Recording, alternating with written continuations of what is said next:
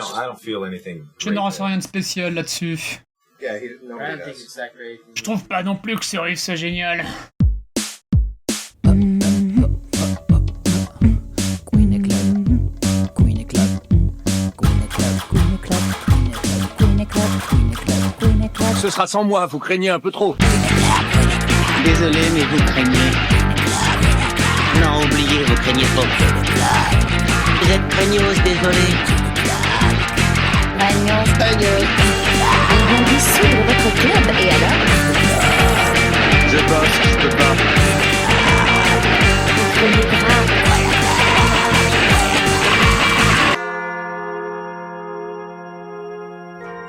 Je savais que c'était impossible de trouver quelqu'un à cette époque de l'année. Je veux pas dire, mais on nous a pas maltraités de craignos. Ça me donne envie de partir, Osier.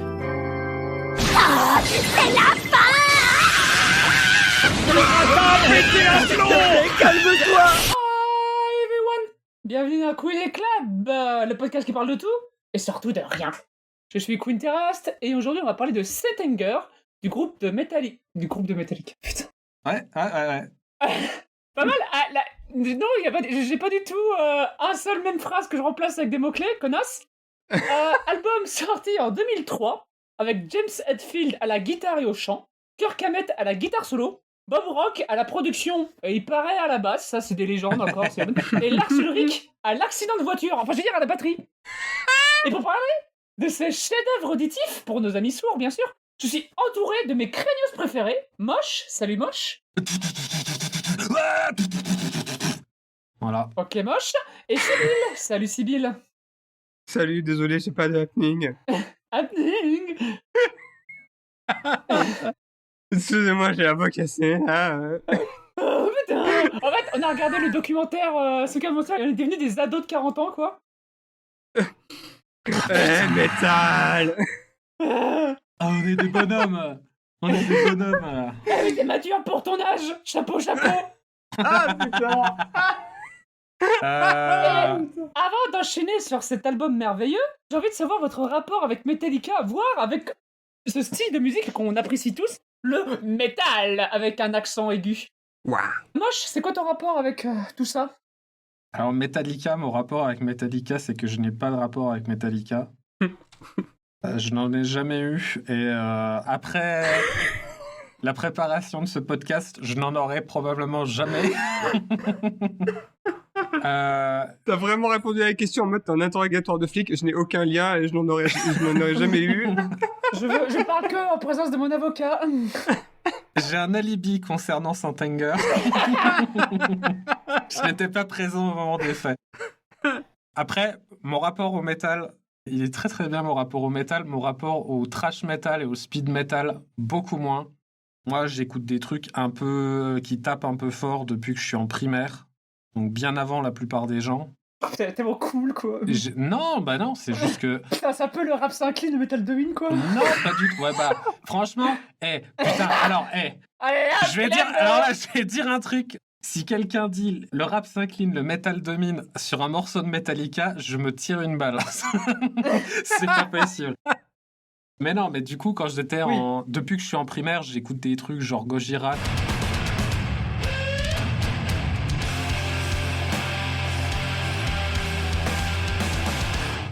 Sepultura.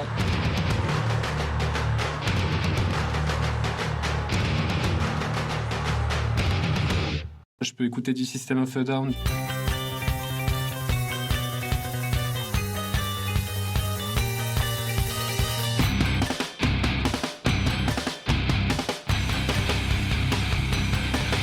Du Slipknot.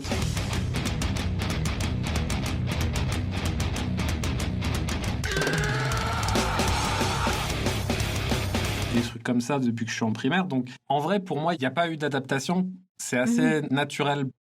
Mais du coup, j'ai mes codes qui sont vraiment ancrés en moi. Si j'écoute un morceau, j'ai une idée à peu près de ce que la structure va être, comment ça va finir ou ce que ça peut faire. Et en écoutant cet album, justement, vous faites quoi? Qu'est-ce qui se passe? Pourquoi? Comment? De quelle raison? Pour quelle raison? À qui? Enfin, c'est très très grave. Je comprends pas pourquoi et je pense que non plus ne comprennent pas pourquoi. Donc On y reviendra. Et toi, Sibyl? Bah écoute, Metallica, j'ai jamais trop écouté. Je me souviens que le moment où si j'avais commencé à écouter, c'est parce que j'avais une ex qui était à fond dedans. Et je me souviens que il y avait un morceau de Metallica qui me faisait beaucoup penser à elle, mais j'ai essayé de le retrouver depuis, je l'ai pas retrouvé, donc j'étais un peu en mode bon écoute tant pis.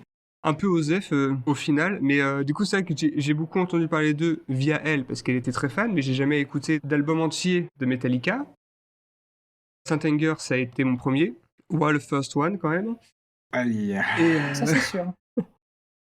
et en plus, alors pour vous dire, j'ai même pas mis toutes les chances de mon côté parce que je me le suis lancé à un moment, j'étais encore dans mon lit, il était même pas 7h du mat et je me suis dit, oh, tu sais quoi, vas-y, j'ai eu le temps, je vais écouter Saint Anger pour me lever. Non. Tu t'es pas endormi, du coup? Je me suis pas endormi du tout. Et après, j'ai enchaîné avec l'album Perverts de Ethel Cain.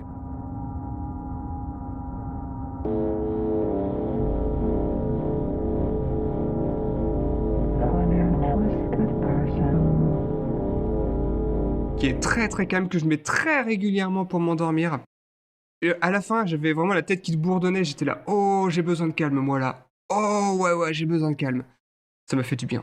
Merci Ethel Cain, qui est là pour Carrie.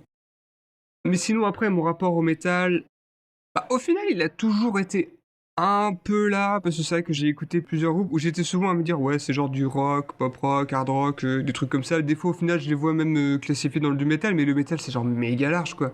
Donc bon, je sais pas trop, mais je sais que j'aime bien certains groupes de métal, que j'en écoute plusieurs, mais je suis pas en mode, je vais écouter un groupe de métal parce que c'est du métal. Je prends un peu ce qui vient, quoi. Oui. Pour ma part, Saint Anger, ça a une place particulière dans ma vie d'auditrice, on va dire. Parce que moi, mon rapport à la musique métal et à Metallica, c'est que j'avais commencé à écouter ça au collège, du coup. Et j'ai des souvenirs très simples, c'est que moi, quand j'étais gamine, ma mère écoutait beaucoup de métal. Je me suis beaucoup calqué sur les styles musicaux de ma mère, donc qui étaient très punk, métal, gothique. Et je me suis totalement construite à l'opposé de mon père. Ah, elle a l'air cool, ta mère. Ma mère était très... c'est drôle parce que ma mère, c'est une petite meuf qui est comptable et machin et tout, mais quand tu regardes ses photos quand elle était gamine, c'était une gothique à la The Cure, toi, donc c'est assez drôle. Oh, waouh. C'est vraiment... Cool, maman. voilà quoi, 2 salles, 2 ambiances, je trouve ça extrêmement drôle. Mais ma mère m'a toujours été très ouverte, elle m'a fait toujours appris à être très ouverte dans ce truc. Alors que mon père, lui, il a toujours été très prog rock chiant qui dure 50 heures. C'est bien aussi. Ou classique en mode les Beatles, toi. Donc, voilà, donc c'est un peu cette approche de la musique. Et en fait, quand j'étais gamine, je me rappelais, je voyais les pochettes de métal en mode Megadeth ou surtout Iron Maiden. Et en fait, j'avais très peur que si je mettais un album de Iron Maiden, tu sais, ça allait faire vraiment du bon gros gore grind, genre. Oh, ça, putain. Et en fait, pas non, du tout. en fait, Ouais. tu sais, je me rappelle vraiment, j'ai mis Killers de Iron Maiden dans la radio, je baisse le volume à 1 de peur que ça explose, toi. Et là, j'entends le petit riff de basse qui fait boulouloulouloulouloulou.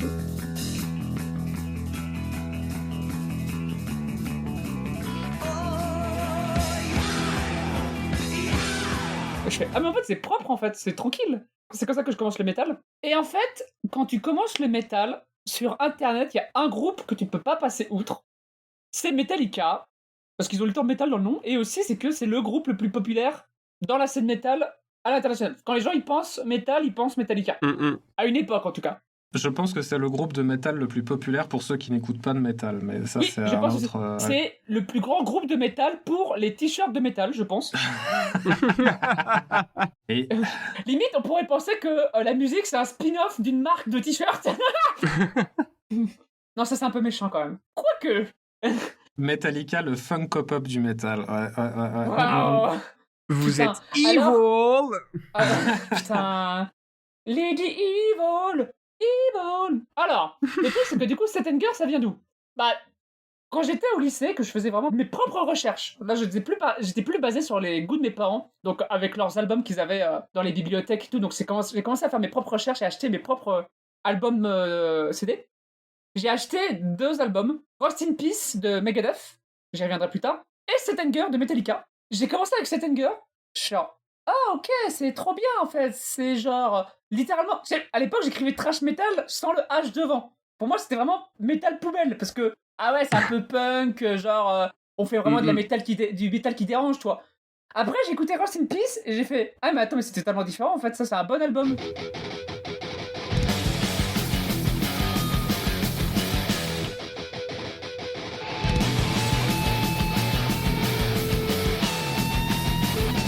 Mais j'ai quand même gardé cet anger en tête et j'ai commencé à beaucoup plus apprécier le thrash metal parce que j'ai toujours été beaucoup plus punk que fan de growl et des trucs de death avec de la voix qui porte. Moi j'ai toujours été plus voix aiguë, solo de guitare un peu, mais c'est surtout des trucs qui donnent envie de faire la bagarre quoi.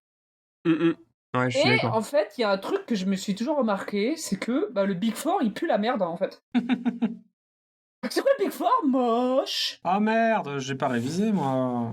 Oh. Et bah ouais. Vas-y. Le piège. Je t'écoute. Ouais, bah c'est pas moi qui ai fait des études de musicologie là. Des donc, études. Ouais, c'est pas vrai, c'est ça. Des écumes de musicologie. tu vas te foutre.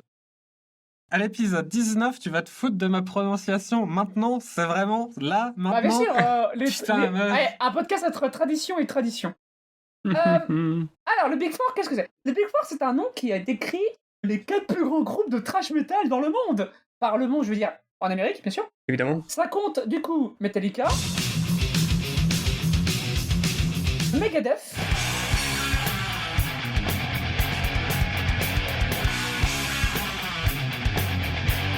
Slayer,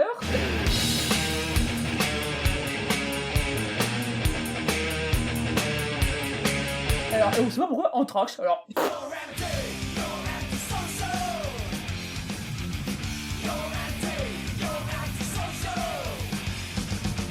Qu'est-ce que branle Anthrax ici? On ne sait pas. Et qu'est-ce que branle Slayer aussi ici? Je ne sais pas non plus, alors je vous avoue. Parce que, même si il y a une petite gobeline dans ce podcast qui va me casser les couilles, mais j'ai l'impression que Slayer, tous les morceaux se ressemblent. Voilà.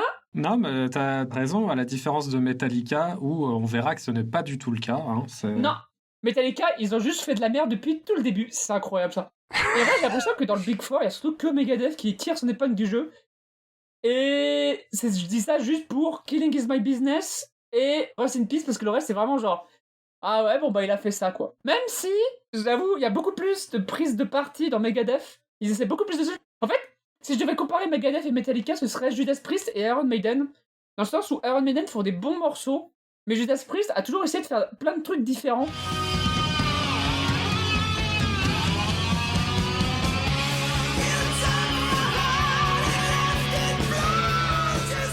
Et c'est pour ça que j'ai toujours préféré Judas Priest à Iron Maiden.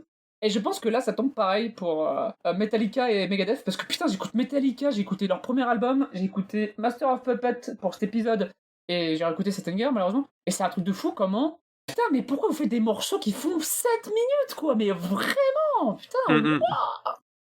Et j'ai pas votre temps, hein, les gars. Hein. Ouais, on s'emmerde. C'est long pour que dalle. C'est le truc qui m'a plus frappé, surtout dès le premier morceau Frantic, où j'étais un peu en mode, il y a des trucs sympas dans le morceau, mais en fait, plus ça avançait, plus j'étais en mode, mais en fait, ça se réinvente même pas tant que ça, en fait. Genre, il n'y avait pas besoin que ça dure si longtemps, En fait, le problème de Frantic, qui est la chanson d'intro de l'album, c'est qu'en fait, l'idée est bonne, dans le sens où c'est un build-up en mode bombe, qui fait tic, tic, tic, tac, tic, tic, machin.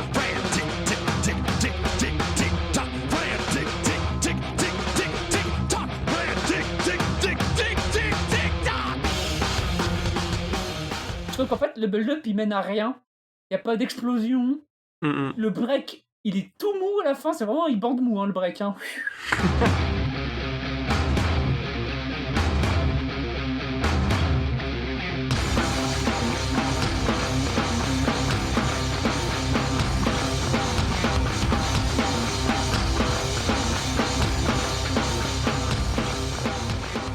On n'a pas encore la fameuse batterie poubelle non plus, toi. Elle est encore... Elle s'annonce, toi. Oui, mais la batterie est déjà un problème quand même. Moi, j'ai noté sur cette chanson. Tout le reste des instruments donne une impression de galoper, tu vois, d'aller de l'avant et tout ça. Et la batterie a l'air de suivre derrière, mais de façon très poussive, en mode elle n'arrive pas à suivre, quoi. Elle devrait donner le rythme et t'as l'impression qu'elle suit le rythme. Je vois ce que tu veux dire. De toute façon, ça va être mon problème sur tout l'album, c'est que... oui, effectivement, il y a une partie de la batterie que tu vas entendre et dès que tu vas la remarquer, tu vas n'entendre plus que ça. Mais c'est presque salvateur en fait pour la batterie, c'est que c'est vraiment Les gens vont te parler de ça dès que tu parles de Santiago. Ah ouais, la batterie qui sonne comme de la merde et tout. Mais t'enlèves ça, toutes les compositions de batterie de cet album, à 2-3 passages près, j'y reviendrai peut-être, on verra à ce moment-là, la batterie est pas inspirée du tout. C'est du remplissage, en fait.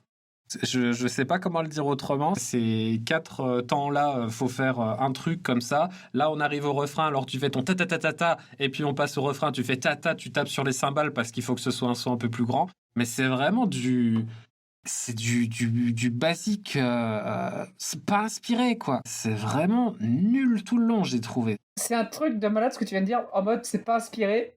C'est à l'image du groupe Metallica pour cet anger, dans le sens, les mecs, ils arrivent, ils font bon, bah il faut qu'on fasse un album, quoi. Le documentaire Some Kind of Monster qu'ils ont commandé, genre ils ont embauché des mecs pour faire un film sur l'enregistrement de l'album. POV, ça tourne mal, toi. Ils sont venus en mode branleur. Et les mecs, ils arrivent, oh bon, j'ai pas d'idée de riff, j'ai pas d'idée, mais bon, on est là, quoi. Hein. Il y a un truc Genre, Vas-y. Mais genre, qui fait ça, quoi? Ouais. Mais il y a un truc que je trouve incroyable, en plus, c'est que ils cherchent un nouveau son. Ils ont changé de situation pour l'enregistrement. Ils se sont dit, on va pas enregistrer comme les autres, on va enregistrer dans un truc avec un setup un petit peu de voyage, tu vois, Roots. Ce sera un peu un son de garage. Et tout le long de l'album, tu vois qu'ils cherchent des sons et il y a des sonorités. Plein de morceaux m'ont fait dire, moi, qui ai pas mal bouffé de new metal quand j'étais plus jeune, où je reconnais des sonorités, je me dis, là, ils ont été... genre Frantic, par exemple, ma toute première note sur Frantic, c'est « tiens, System of a Down », tu vois. Et il y a plein de morceaux où je me dis, oui, ok, là, vous avez essayé de pomper des trucs, vous avez des guitares sous-accordées, là, on a un son un peu plus corne ou des trucs comme ça.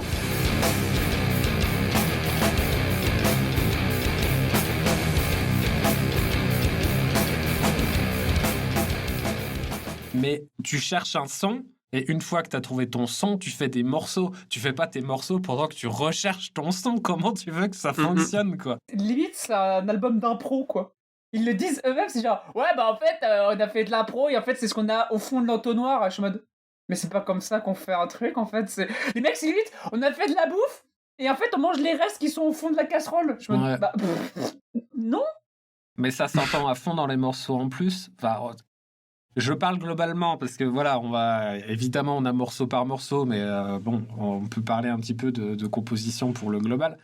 T'as quand même énormément de morceaux où tu sens qu'ils avaient des passages qui étaient bien, mais les passages qui sont bien flottent dans le reste et il n'y a pas de choses pour amener.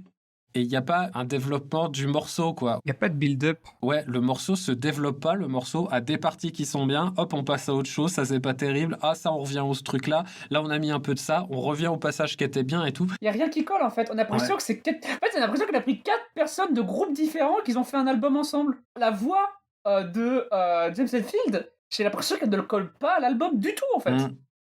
On y reviendra plus tard, parce que je trouve que ça se remarque surtout dans Shoot Me Again ou Sweet Ember, où je trouve qu'en fait, il a pas une voix pour chanter du trash, en fait. Pas du comme ça, non. Juste un truc, parce que moi aussi je compare avec ce que je connais, mais moi, en termes de punk hardcore, je me rappelle du morceau aussi bien de AOD versus Godzilla, où il y a aussi un build-up ultra lourd pour finir sur un gros truc de bagarre. Ou alors, plus connu, mais c'est Bad Brain, c'est le morceau... C'est Big Takeover, où c'est vraiment genre... ça fait vraiment l'effet d'une bombe qui explose.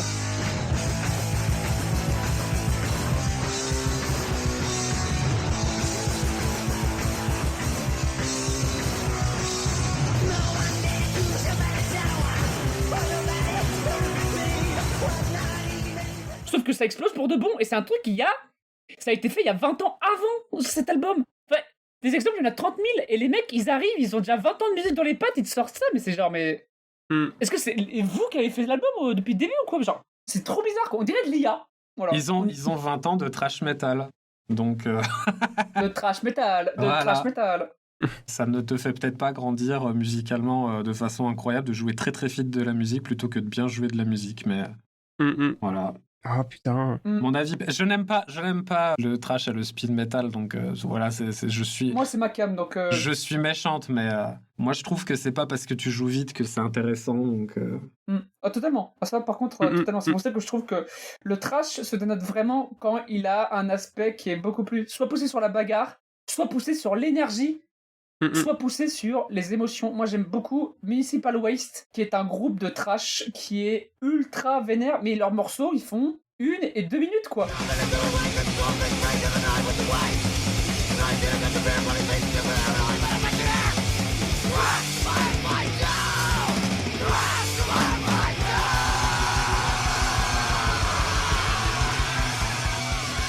C'est vraiment, au sport, tu mets ça, genre c'est bon, tu fais ton cardio vite fait, tu pousses ta fonte, ou alors quand tu cours, ça te donne vraiment un pulse pour courir ton sprint, mais voilà, ça fait son taf, toi.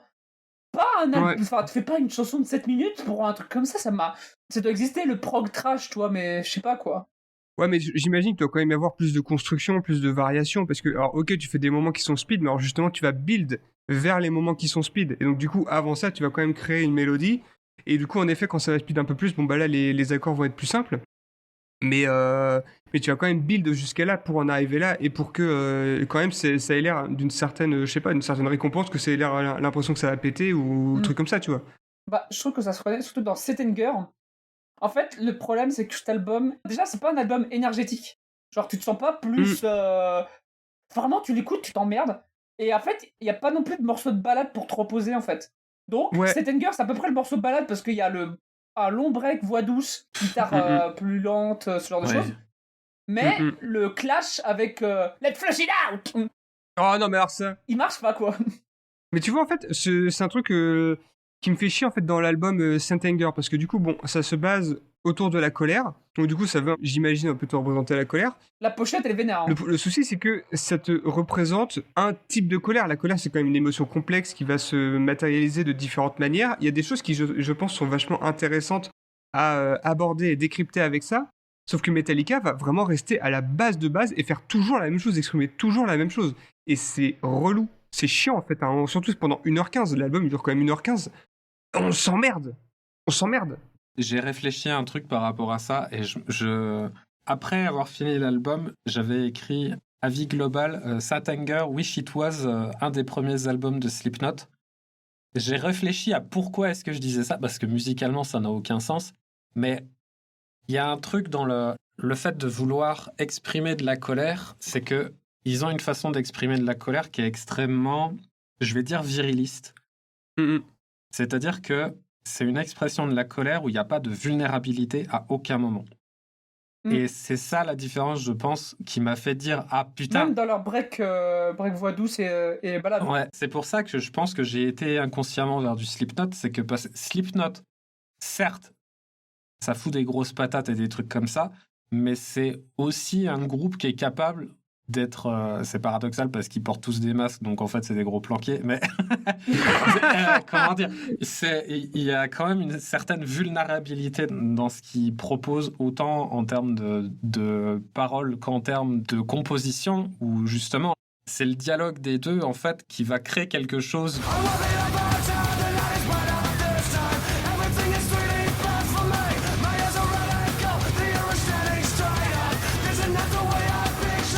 Ça vient des tripes, alors que Saint Anger et Metallica, ça vient pas des tripes. Ça vient jamais des tripes. C'est toujours des sourcils français, mais c'est tout. C'est pas... Mais ça reste vraiment en surface, en fait. Mais en fait, c'est ça. C'est quoi à dire, mais c'est la première idée. Genre, tu penses quoi quand tu parles de violence ? Je tape dans les murs. Ouais. Ah, bon. Oui, il gueule pas, il râle. C'est pas pareil. Oui, c'est ça, parce qu'en fait, genre, j'ai beau reprocher plein de trucs à Slayer, mais quand le mec il crie, quoi.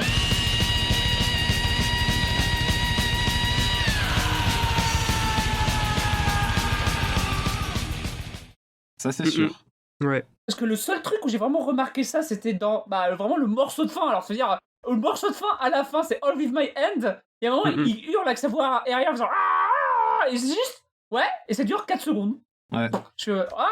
Et d'ailleurs, quand il l'a fait au studio dans le documentaire, le producteur il fait waouh, t'as fait un truc différent avec ta voix. C'est genre, c'est l'événement du siècle, le gars à la voix qui est déraillé, quoi. Putain, mais les gars.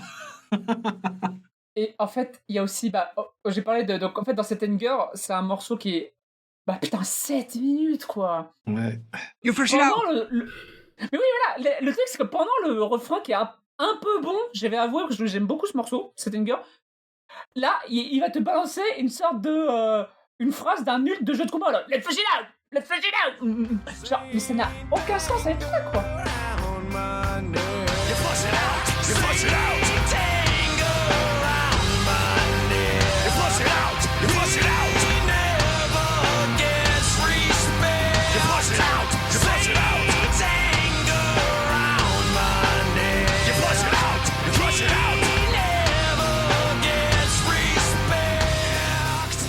Ça a perturbé mon écoute de ouf parce que ça semble mixé bizarre parce que les deux voix sont au même niveau. Oui. Et c'est juste, ça me parasite juste en fait. Genre j'ai l'impression que t'as un mec à côté de moi qui vient me gueuler ça dans les oreilles. Je vais me dire mais ta gueule en fait, laisse-moi écouter ta merde. Mais alors c'est marrant, c'est que les deux voix là sont au même niveau. Par contre, il est censé y avoir un chœur et le chœur est totalement baissé par rapport au reste et on l'entend pas du tout assez. Je me souviens même pas qu'il y a un chœur. Oui, bah oui.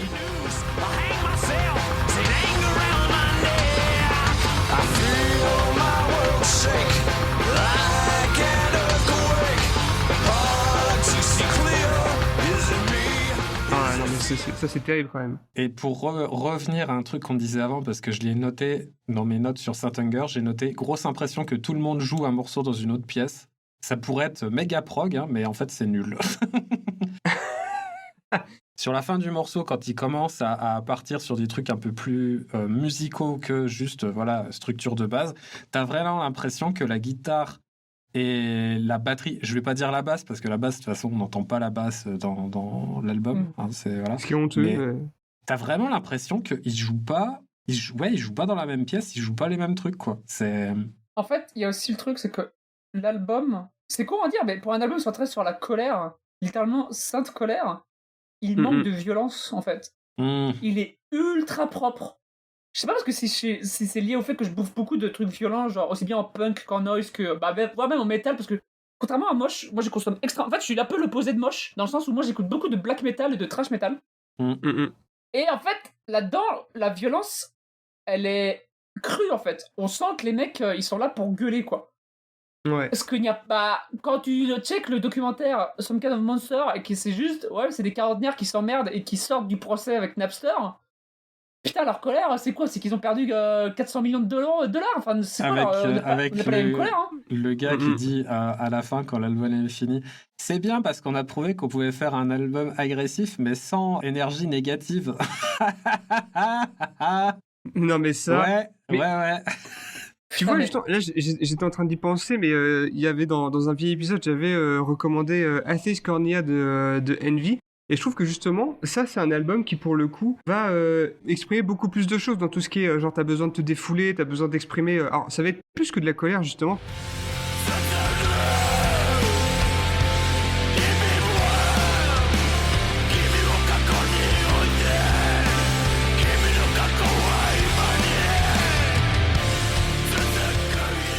Parce que je trouve que la colère seule, souvent les émotions, ça va quand même se mélanger entre eux. Et c'est justement le meilleur moyen de mettre en avant la colère, c'est aussi de mélanger aussi avec d'autres émotions un peu. Et justement, cet album, il fait ça très bien, je trouve. C'est très expressif, très émo. C'est pour ça qu'on a des mots exprès pour parler de ce mélange de colère. Genre, quand t'es colère et triste, tu es misérable. Oui, c'est ce genre de truc, toi. Et c'est vraiment une take, en fait. Oui, c'est une take qui est chiante. Et qui mène à rien, tu vois. Enfin, je veux dire, je préfère encore aller écouter Atheist Cornea pour la 50e fois plutôt que de me refaire un Saint-Anger pour la 3e fois. Et c'est triste parce que en vrai, la violence, selon le style de musique, ça va pas être la même. Hein. La violence d'un groupe de death metal où ils vont te balancer toute la basse et les voix gutturales pour te faire remonter le bide, c'est pas la même violence que des quepons qui vont te chanter avec leur voix éraillée sur de la guitare qui se dézingue, en fait. Ouais. En fait, j'ai écouté beaucoup de musique dans ma vie assez violente, parce que c'est ce qui me plaît le plus, mais j'ai reconnu rien de tout ce que... En fait, c'est drôle parce que c'est une copie de tout ce qui a été fait de mieux ailleurs, mais c'est moins bien, quoi. Le mec, il copie leurs voisins, et ils ont 0. Genre... Ouais. Mais c'est sans vie. Ça, quoi. Ça manque de vie. Oui, c'est pas habité. Donc c'est pour ça, je comprends pourquoi tu dis que c'est de l'IA, parce que justement, en fait, c'est pas habité leur truc. Et ça se voit, en fait, qu'ils ont fait cet album sans une idée de quelque chose à exprimer, mais plus en mode on va faire des trucs, on va voir un peu ce qui en sort. C'est vraiment la vibe de l'album en fait. Oui. Vibe de l'album qui est aussi poursuivi dans Some Kind of Monster, qui est un gâchis de fou. Parce que je trouve que Some Kind of Monster est un très bon début. Ça, pour moi, selon moi, très bon. Ça, j'ai un bon build-up. Genre, ça va genre.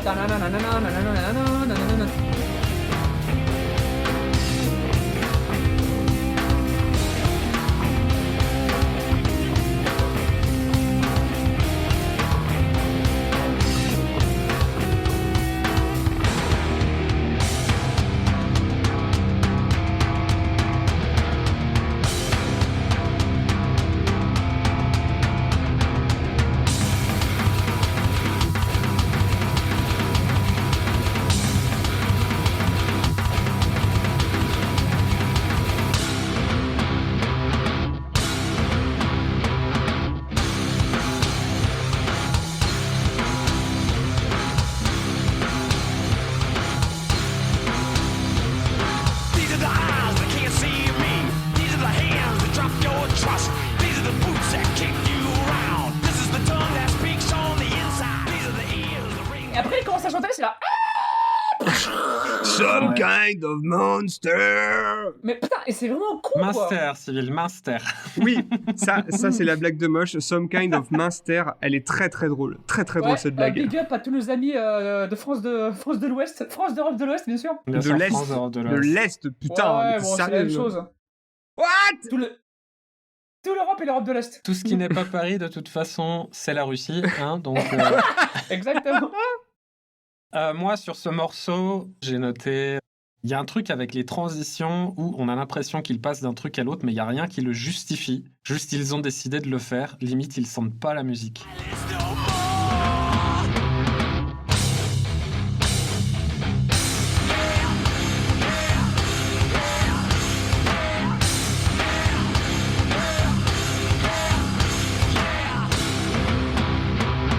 This is the test of flesh and soul. Oui, c'est con à dire, mais en fait, on dit tout l'album sonne comme un premier jet.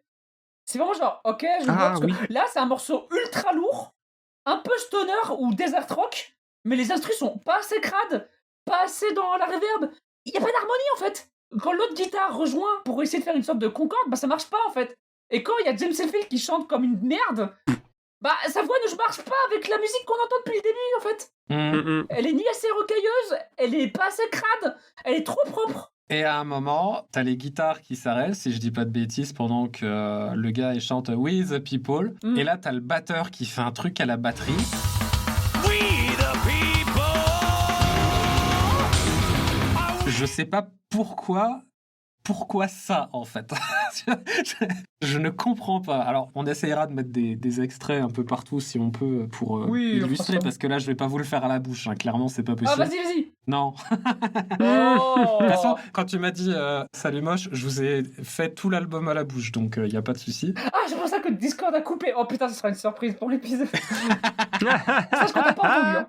Ah, vous m'avez pas... Ah oui, bah, évidemment, Non, t'as en pas fait, entendu, oui, non. j'aurais dû m'en douter. Mais du coup, ouais, ce passage-là, la batterie, quand il commence, quand les guitares s'arrêtent et qu'ils disent juste We the People, et il fait son truc derrière, mais pour moi, c'est pas possible. Il n'entend pas la musique, en fait. Pour moi, il entend vraiment pas le reste, quoi. Mais en vrai, est-ce que c'est pas ça? Parce que dans le documentaire Some Kind of Monster, on le voit. En fait, à chaque fois qu'il fait ses paroles, il les fait hors chanson en fait. Et en fait, ils font la chanson d'abord et les paroles après en fait. Ils chantent après que la chanson soit enregistrée, j'ai l'impression. Il me semble qu'on les voit souvent avec au moins à écouter au moins d'une oreille l'instru pour pouvoir chanter dessus quand c'est fait ça dans les studios. Mais là, c'est même pas le cas. En fait, il écoute vraiment que dalle. Il fait juste la chanson quoi. Alors peut-être qu'il a écouté l'instru vite avant, mais Ça me pose une question, par contre, parce que, effectivement, de ce qu'on a vu du documentaire, ils ont l'air de faire l'instru avant et les paroles après. Mais alors, si vous faites l'instru avant, pourquoi est-ce que j'ai l'impression... Pourquoi est-ce que quand les paroles elles sont mises dessus, les paroles, c'est répété 40 fois le titre de la chanson, sans variation nulle part? C'est-à-dire que vous avez vraiment fait une instru où il y avait 0 variation pendant 2 minutes, en vous disant « Ah ouais, là, on répétera la même chose en boucle. » Enfin... Comment vous avez fait le morceau pour que à la fin le choix de paroles c'est ah ouais je vais répéter le titre 20 fois? Comment ça? Qu'est-ce qui se passe là? C'est quoi ça? Around the World de Daft Punk était populaire, je sais pas.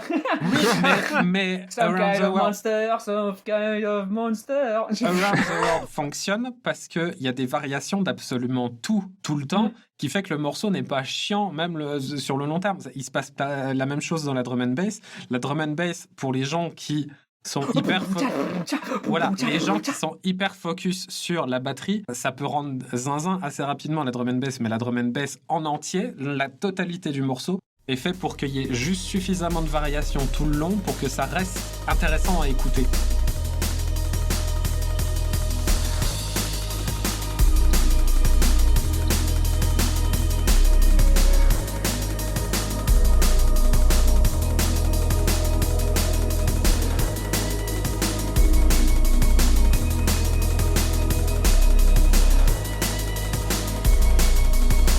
Why can you not say what a singer is? Say what a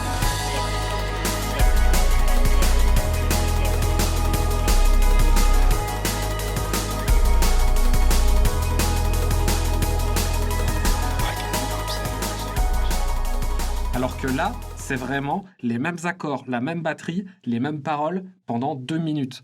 Et là, tu te dis, pourquoi?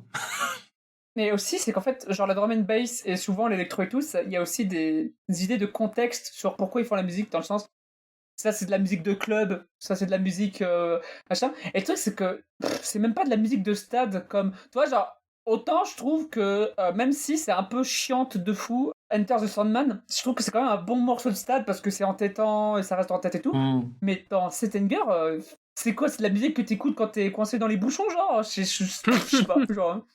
Mais ça, tu vois, justement, en fait, Saint-Anger, il m'a donné cette impression un peu d'album gimmick, en fait, parce que Metallica, ils sont connus pour faire des morceaux longs, avec des longs moments d'instru, et j'ai l'impression qu'en fait, dans Saint-Anger, ils étaient un peu en mode, on refait un peu ce qu'on fait habituellement, mais sauf que cette fois, ça manque tellement de vie, ça manque tellement de passion. C'est juste un gimmick, en fait. Ils refont juste ce qu'ils font habituellement, mais cette fois, il y a juste pas d'inspiration, Même quoi. pas, en fait. Ils C'est essayent de pourquoi twist des trucs, hein. Mais Quand oui, même. et tu sais, le seul vrai twist de l'album qu'il y a, parce qu'on l'a vu dans le documentaire, Ouais. bah en fait, ils ont refusé à Kirk de faire des solos. Ouais. Voilà. Donc Kirk, qui est la serpillière de Metallica, le mec pendant tout le long du documentaire, et de ce qu'on m'a dit un peu tout le long de sa carrière, c'est toujours été le mec qui était une serpillière en mode bon bah je suis... Le mec il dit je pourrais faire un solo, il commence à faire un bon truc, et les autres ils font genre attends, tu fais un solo dans du trash metal, non mais t'es pas con ou quoi? Tu vas me faire un procès hein. Mais regarde la musique qui sort, la musique elle fait plus de solo maintenant, alors on devrait plus faire de solo parce que les solos c'est quand on était jeune, mais on a 40 ans, mais on est Jones, mais les Jones d'aujourd'hui ils font plus de solo, alors on fait plus de solo parce qu'on est Jones, on a 40 ans mec. Je t'ai dit qu'on avait 40 ans. Oh, je suis enfermé en enfer, là. Il y a pas très peu des paroles, mais genre les paroles de Some Kind of Monster c'est vraiment genre ah, je suis une sorte de monstre. À peu près tout le monde a un monstre en soi. Mais mec, t'as 40 ans, la con de toi, là. Et surtout... mais alors, on va parler de documentaire, mais comment pourrais-je dire? J'aurais voulu faire un documentaire à charge sur Metallica. J'aurais pas fait Some Kind of Monster. C'est un truc de fou. À un moment, il y a Lars Ulrich qui est en mode oh putain, j'adore l'art, toi. Ce tableau, il est trop cool. Il faut parler avec les émotions. Il pourrait se vendre à $1 ou 1 million, je m'en fous. Et après, il y a la mise en vente des tableaux. Et il fait yes, je l'ai vendu pour 2 millions, je suis trop content. Et, Et il se bourre la gueule au champagne. mais, Ça, je te jure. et je suis en mode, mais putain, mais... Quelle bande de saccables, quoi. Et surtout que c'est eux qui l'ont commandé, mais surtout... Voilà, moi je pense que c'est Dave Mustaine qui a commandé le truc pour tuer Metallica. En fait. Et ça a Dave marché. Mustaine qui passe en plus dans le documentaire. Et les mecs, ils ont invité leur ex toxique à leur thérapie de couple. Et la meuf, elle est en mode ouais, bon, bah vous êtes un peu des connards, non? Alors qu'elle-même, c'est la reine des connes. D'ailleurs, pour ceux qui n'ont pas vu le documentaire, j'ai pas envie de dire Toxic Yaoi, mais à un moment, il y a Lars Ulrich qui est en mode ouais, putain, nous, on se connaît avec James, on se connaît depuis 81, on écoutait de la musique ensemble et tout, on est trop cool. Puis après, il y a eu Mustaine, et après, tu t'en foutais de moi, il y avait plus rien à moi, putain, moi je t'ai dit que je t'aime alors qu'on avait bu 42 bières, connard. Et je suis en mode Mais je sais que de toute c'est façon, ça tu m'aurais jamais dit je t'aime s'il n'y avait pas eu les 42 bières avant. Vraiment, Mais oui, full c'est drama, le mec. mais peut-être c'est ça le problème, ils auraient peut-être du Ken. Ils auraient peut-être du Ken. Ken. Toi, je pense que ça leur aurait fait du bien au groupe aussi. Peut-être qu'ils ont Ken, on le sait pas. Hein. Et peut-être. Tu veux dire que c'est littéralement le même en mode, genre, faire du gay sex améliorera pas notre relation, mais il faudrait quand même qu'on essaye, tu penses pas? Oh putain. Aïe, aïe, aïe.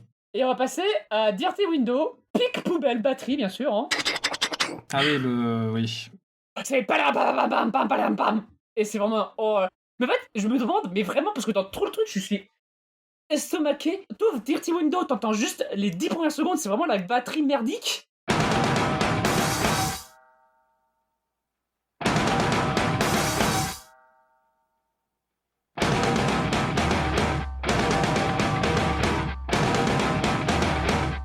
Et t'es en mode, mais il y a aucun moment, t'es assis, t'es en mode, ouais, ça on garde, ouais.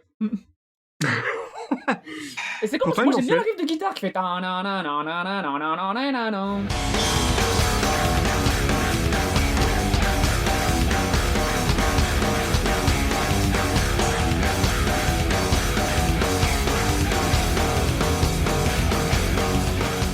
c'est un bon riff, quoi, c'est un bon riff en tétant, quoi. Genre, je peux me voir faire du mosh pit dedans, toi. Moi, je t'avoue, Dirty Window, en termes de musique, j'ai rien à dire dessus. Même pas les Voilà. aïe à la fin. Moi, non, Ça fait une sorte d'alerte que j'aime bien et tout, mais ça aurait été un... Le morceau, il se veut genre... Oh putain, ça commence à monter, ça monte. Genre, il y a une alerte, il y a une sonnerie dans ma tête. D'ailleurs, on n'a pas parlé de la sonnerie de portable de merde dans Some Kind of Monster à la fin, mais je sais pas pourquoi ils ont fait ça, d'ailleurs. En fait, c'est pas le bon morceau pour faire ça, en fait. C'est con, hein. Genre, dans un autre morceau, j'aurais bien vu ça, mais pas dans celui-là, ça marche pas. Dirty Window, je l'ai trouvé, je pense... Voilà. Les morceaux, là, actuellement, pour moi, c'est tous la même soupe encore. Je l'ai réécouté juste avant de faire l'enregistrement, et c'est fini, c'est déjà dans ma tête, là, et ils se mélangent tous, mais je relis mes notes et j'ai écrit « Le saviez-vous, la maïotique est l'art d'accoucher ?» Je le dis là parce que, clairement, cet album est sorti en césarienne, c'est poussif, c'est forcé. Donc je pense que ce morceau ne savait pas se finir encore. Et ouais, ça répète 40 fois la même chose. Mais je disais ça en me moquant à Sybille tout à l'heure. Il y a des moments dans l'album, je peux totalement m'imaginer les voir se regarder dans les yeux en mode merde, on fait quoi là, on s'arrête comment là, merde, on fait quoi, tu vois. C'est... Le jab de trop, quoi. Putain, c'est vraiment... attends, là, vas-y, on enlève la batterie, on continue la guitare. Ah non, en fait, on remet un peu de batterie. Alors là, attends, on met mid-tempo. Ah non, on continue, je sais pas, attends, vas-y, qu'est-ce qu'on fait et tout. C'est encore pire, je trouve, dans Sweet Ember. Mais on y reviendra, parce que d'abord, il y a Invisible Kid, et la note que j'ai prise pour Invisible Kid, c'est « Pue la merde !» Voilà. Je vais bien vous avouer, moi, quand j'écoutais un morceau que je savais pas, et je savais pas quoi dire dessus, j'ai écrit « Ouais, sympathique ». C'est vraiment... J'étais pas en mode « Ça pue la merde », c'était juste en mode « Ouais, sympa ». Mais vraiment, en fait, j'écris ça, je passe à autre chose, j'y repense plus, quoi. En fait, Moche a pas arrêté d'utiliser le terme douche pour douchebag, pour la voix chantée de James Hetfield.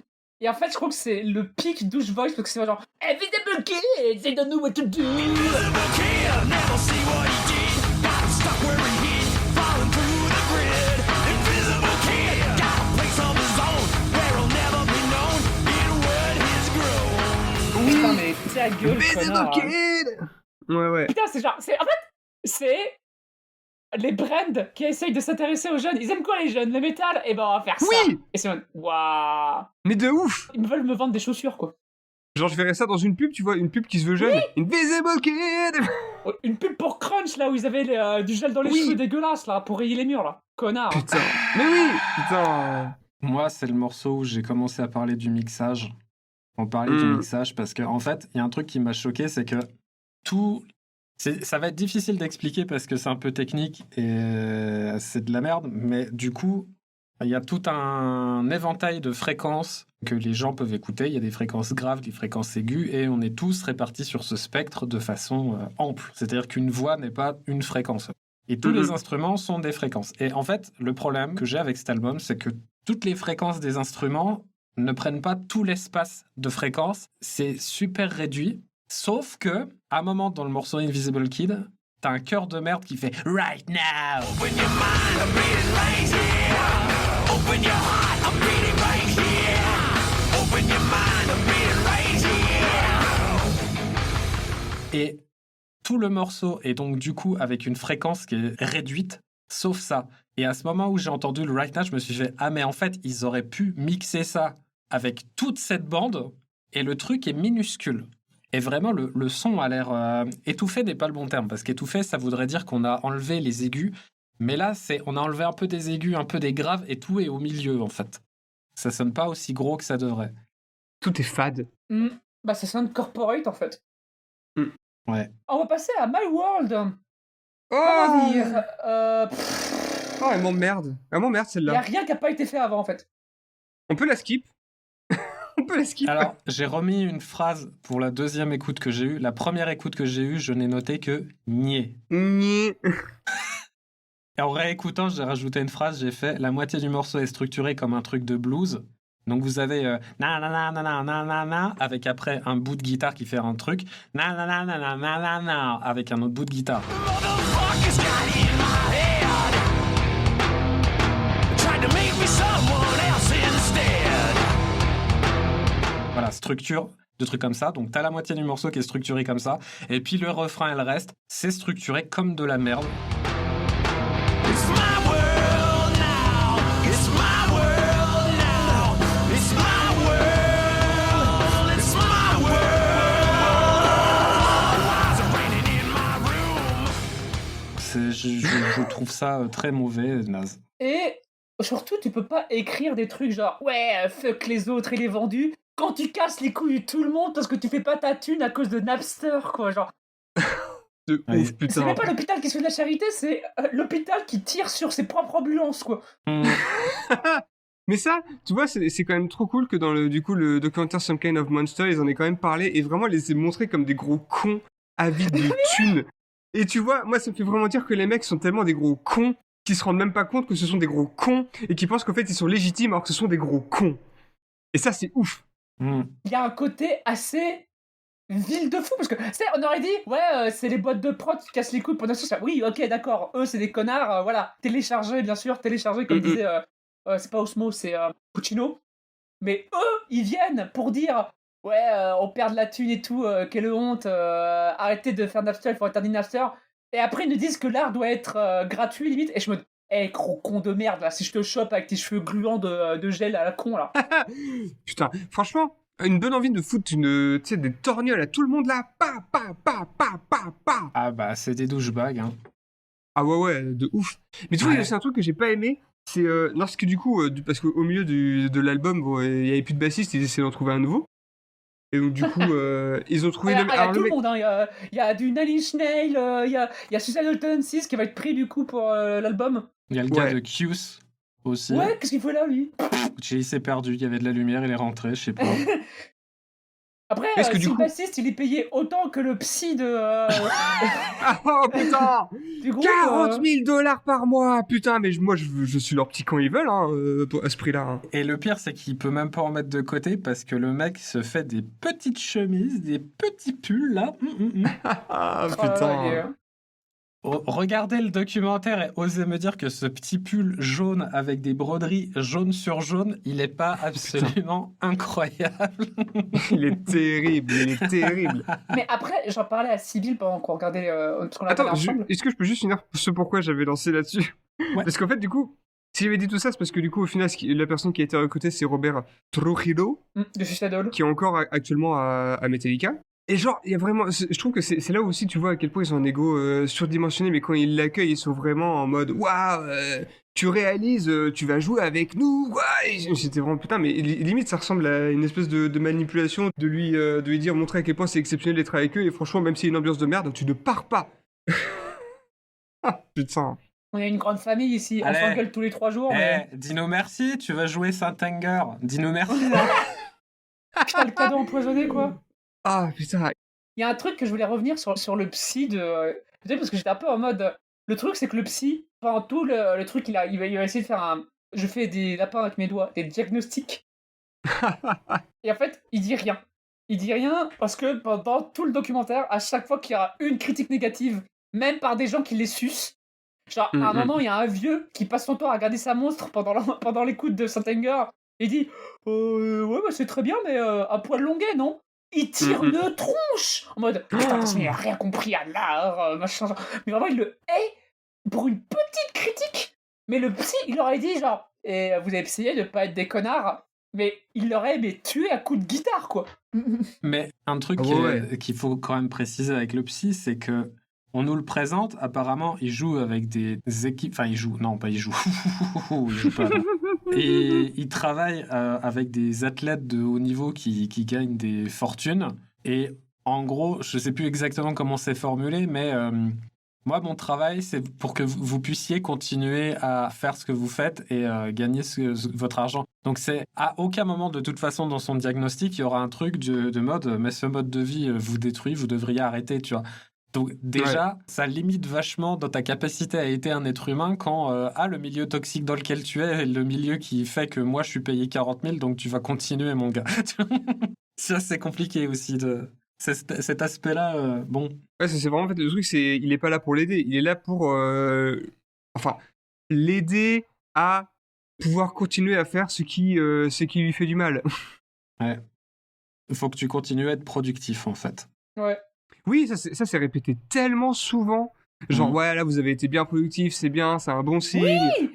Putain, Putain. Marx, il explose, là. Mais même quand le gars, il va en rehab pendant 3 mois, tu vois que les autres, ah putain, là, on peut pas travailler parce que l'autre, il est en train de traiter son alcoolisme. Ah, super. Putain, ouais. Mais Oh. c'est vrai que dans le documentaire, on a un closer sur le bassiste, l'ancien bassiste qui a quitté le groupe avant Stenger. Et lui, il est vraiment en mode... Putain, mais en fait, ils étaient obnubilés par juste faire des albums pour faire des albums. Toi, il n'y avait rien derrière, quoi. Alors que l'autre, il a fait son propre groupe, qui s'appelait... C'était quoi? C'est Echo Battery? Je redirai ça en post parce que il y avait 2 groupes, mais je sais plus lesquels. Moche du futur, c'est le bassiste Jason Newsted et les groupes c'était Void et Echo Brain. Et putain, genre, ils font un gig et le mec, ils sont tellement heureux d'avoir joué, Ouais. quoi. Mais oui. Et putain, il y a eu un truc aussi qui m'avait vachement étonné. Oui, à un moment, ils sont passés un extrait d'un programme télé, ou enfin d'un reportage à un moment, enfin pas d'un reportage, mais bon, où il y a une personne si, non qui donne des news. Et en fait, ce qui m'a trop étonné, c'est à quel point le journaliste est là en mode, oui, alors du coup, pendant que Metallica n'est pas du tout productif et que James Hetfield est en train de traiter son alcoolisme, ben, il y a ce groupe qui est en train de produire plein de trucs et qui sont très heureux. Et toi, t'es là en mode, what the fuck?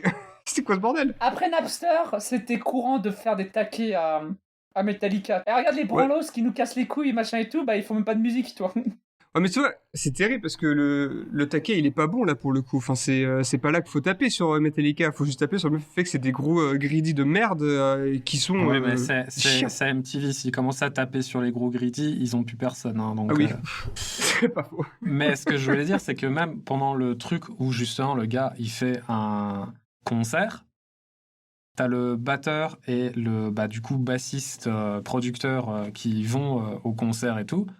Et tout ce que le gars trouve à dire, ou en tout cas tout ce qu'on nous montre dans le reportage, parce qu'il faut faire attention à ça aussi, il y a ce qu'on a décidé de montrer, ce qu'on a décidé de montrer, c'est le gars qui est à table, la tête dans les mains en mode « Oh putain, on est des has-been et tout ». Enfin, tu peux pas être content de voir un groupe jouer, tu peux même pas être content d'en voir un ancien membre en train de faire de la zik et tout. Tu penses qu'à ta gueule, quoi. À ce moment-là, toi, ton idée, c'est « Ah, c'est quoi l'image pour Metallica de voir qu'un ancien membre est en train de faire de la musique, quoi. » Enfin...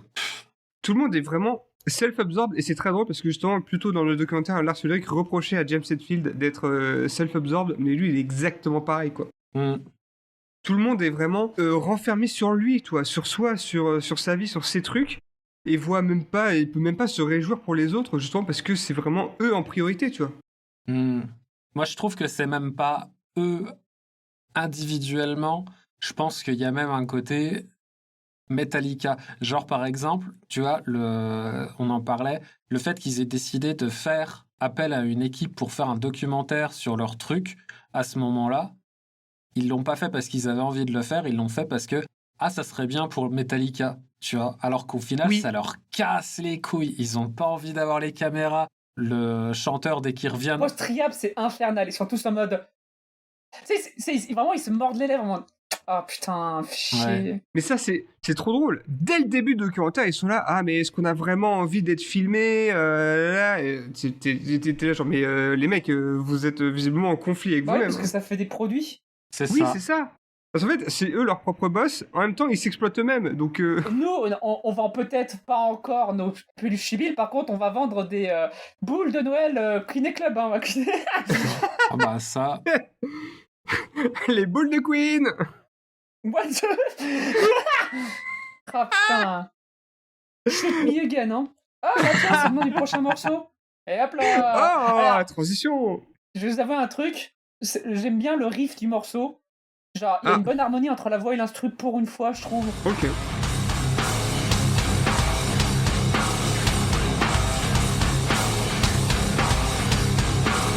Stand silent in flames. Par contre, 7 minutes 10, mais... Oh, mais ça, c'est un morceau qui fait 2-3 minutes, quoi. Honnêtement, enfin, My World Shoot Me Again, ça c'est les deux morceaux qui m'ont donné envie de me flinguer, justement, de me shooter again, parce que vraiment T'as ça shooté les m'a. couilles, hein. Ouais, me shooter les couilles, ouais, me tabasser les couilles très fort, D'accord. j'en pouvais plus. En plus, Shoot Me Again, moi, vraiment, je le vois trop derrière faire le mec là, Shoot Me Again, I ain't dead yet. Eh bah, écoute. Shoot me again, I ain't dead yet. Come on, shoot me again, I ain't dead yet. I said, shoot me again, I ain't dead yet. Ok, faire le ouais, je suis trop balèze. Bah, Je sais pas, j'aime bien ce petit riff là. Ouais, mais- c'est ce que disait Moche, c'est vraiment le côté très viriliste du mec qui va se. Tu sais, qui Ouais, est là, c'est de la boxe, sous quoi. torse-poil, montre ses gros muscles, voilà, t'as pris une balle, vas-y, tire encore, je suis pas C'est mort. Fight Ouais, là, à toi de développer. Eh oui, parce que... Putain, j'aurais dû faire ça, on aurait dû faire ça à la fin, je suis vraiment une salope. Mais Bah, garde-le pour la fin. n'hésitez pas à nous écouter sur l'épisode de Fight Club dans le podcast de nos amis de chez C'était mieux dans le livre. Voilà. Oui, Je sais pas comment continuer là-dessus. auquel ça au milieu, c'est vrai qu'on est quand même des connasses. Hein. Bah c'est de ta faute, hein. Moi je voulais juste faire une Ah petite blague en mode on fait des références depuis le début, mais tu m'as littéralement balancé sous le bus. Comme, non, on va pas faire Mais de je blague. pensais même pas à ça, moi, quand je t'ai dit ça. Moi, je pensais que t'avais parlé de Toxikia et tout ça. Bah c'est pareil, les deux sont liés. Bon. Est-ce qu'au final il faudrait pas être tous pédés? Je vous laisse seul, auditrices et auditeurs, avec cette question. Shoot Me Again, 2 points. Ah, ça y est, les morceaux commencent à tous se ressembler. Voilà, c'est tout ce que Ah, j'ai à dire putain. sur ce morceau. Ah, moi, j'ai juste noté, ça fait le mec. Hein. C'est vraiment le seul truc que j'ai eu à redire dessus. Hein. Ouais, mais le reste de l'album aussi, Oui. c'est vraiment, enfin... Ah bon, Oh. parce que pourtant là on va passer à Sweet Ember, et là... comment Sweet dire Amber, le petit riff à 2 doigts de refaire un gars et une fille.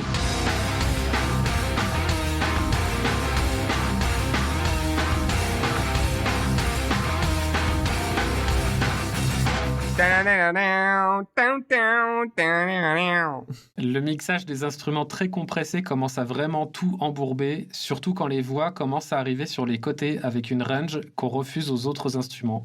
Ouais. Bah ouais, ce que je disais tout à l'heure, c'est... Tu comprends pas pourquoi tous les instruments sont serrés entre eux, puis d'un seul coup, t'as des voix, puis les voix, on leur laisse tout le reste de la place.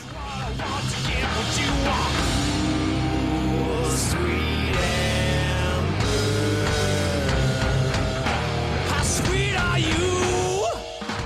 Pour un chœur qui dure peut-être 5 secondes, quoi. Ça En n'a fait, aucun sens. Je trouve que Sweet Ember est la parfaite représentation de tous les problèmes qu'on a dit depuis le début de l'épisode. C'est que ce morceau, il a plusieurs breaks différents. Il a un riff principal, mais genre il a plusieurs breaks. Et en fait, ils marchent pas entre eux. Mm. Et le truc, c'est que autant il y a des groupes, ils font des fins de merde sur leurs morceaux, toi. Genre, Black Sabbath non plus, genre, vous écoutez Sabotage, Black Sabbath, ils savent pas finir leurs morceaux, quoi. Que ce soit All in the Sky, Megalovania, Megalomania, oula, attention, Undertale. Megalomania ou autre, ils savent juste pas faire. Mais c'est pas grave, genre, ils coupent sec. Bon, bah, c'est pas grave, c'est cool quand même. Mais là, une bonne idée, genre, moi j'aime bien quand il fait la pédale whammy pendant All My Own, ça fait. Mais c'est une idée qui fait 5 secondes, point. Qu'est-ce que ça fait là? Bah, je trouve en fait que dans Sweet Ember, ce qui est encore intéressant, c'est peut-être plus au niveau des paroles, parce que c'est là où il aborde un peu plus, enfin, où il aborde son alcoolisme. Et ça a été du coup un vrai sujet pendant qu'ils ont préparé cet album, vu que c'est là où il est allé en rehab pendant 1 an, et donc, du coup ils ont ils ont rien pu faire et du coup forcément ça l'a un peu marqué et donc là il aborde ce thème-là dans Sweet Ember. C'est peut-être le seul truc intéressant que je trouve dans cet album et aussi le seul moment où ça aborde un truc qui est plutôt personnel pour le coup. Et malheureusement, ça a été posé sur une musique de Frankenstein. On a pris des morceaux qui marchaient bien, mais pas un morceau complet, quoi. C'est marrant parce qu'en plus il fait une ref à Frankenstein en plus dans Some Kind of Oui, Monster. bah, Du coup c'est pour moi, marrant. c'est une bonne façon de créer. Ah ouais. En fait, ils ont fait le principe. En fait, ils ont fait le mauvais principe en mode. Mais attends, ce plat, c'est bon, et l'autre plat est bon. Qu'est-ce qui se passe si je mets les deux plats ensemble? Bah, c'est dégueu. C'est pas comme ça que ça marche, le goût. Ouais. Et en fait, il y a un truc, c'était que moi, j'avais partagé un morceau de Snot. Et en un morceau, ça a tout remballé, tout cet anger. C'est quoi le morceau déjà de... C'est Deadfall.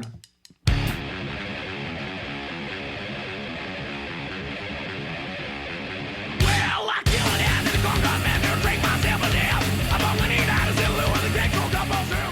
Voilà. Genre, vous allez écouter Deadfall. Enfin, vous écoutez cet anger. Désolé pour vous, mais vous êtes obligés. La C'est moi qui vous en donne. punition, l'énorme Voilà, je vous apprendrai à vous punition. écouter. Ça vous apprendra à être fan à nous, là. Avec Craignos, on dirait coup Craignos. Et après, vous écoutez ça, vous dites, putain, mais c'est un truc de fou quand une chanson, vraiment genre... Alors que c'est en 90, quoi, ce note, c'est ça? C'est 93, je me souviens. Alors, je sais plus exactement, mais c'est avant les années 2000, hein, ouais. The Unnamed Feeling, ma seule note, c'est j'ai rien à dire sur un morceau qui dure 7 minutes. C'est dire à quel point c'est nul, hein. Bah moi c'est le morceau que j'ai préféré de l'album. Voilà. Explique, vas-y. Explique, allez, Bah oui, argument. bah, Justifie-toi, meuf. Justifie-toi, Honnêtement, surtout. je charge mon flingue. et le... le pire c'est que vraiment, juste l'instru, je l'aime bien.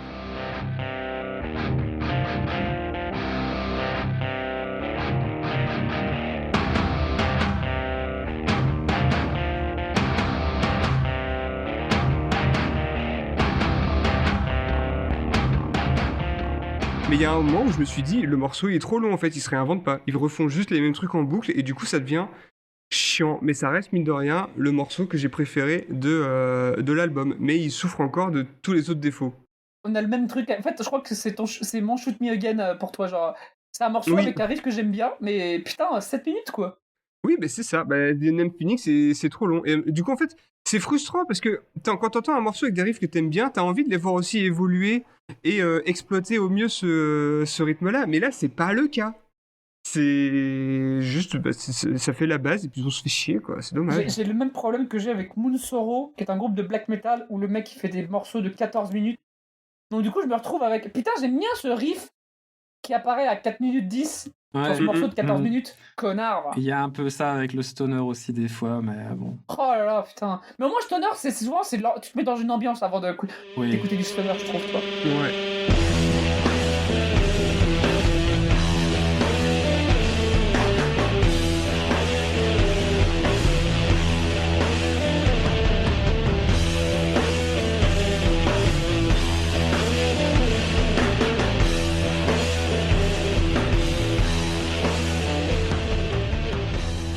Et ça, tu vois, j'aime bien habituellement les morceaux longs, justement parce que j'adore voir la progression et où est-ce que ça va t'emmener et ce que ça va chercher à faire. En fait, j'aime bien les variations. C'est un truc qui me fait kiffer dans les longs morceaux comme ça. C'est justement toutes les choses différentes que tu vas trouver à faire en autant de temps. Ou juste des fois, même, il y a des build-up dont je suis fan. Enfin, il y en a une de Mono, Nostalgia.